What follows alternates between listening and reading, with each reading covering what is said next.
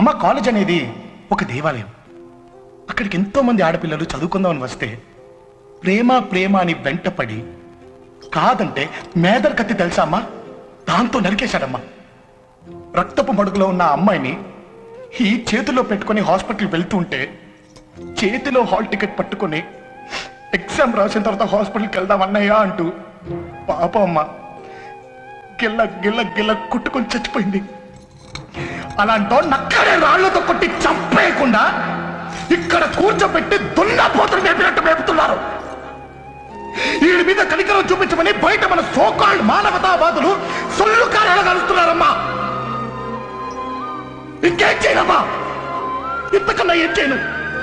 ఇప్పుడు నాకేమనిపిస్తుందో తెలుసా,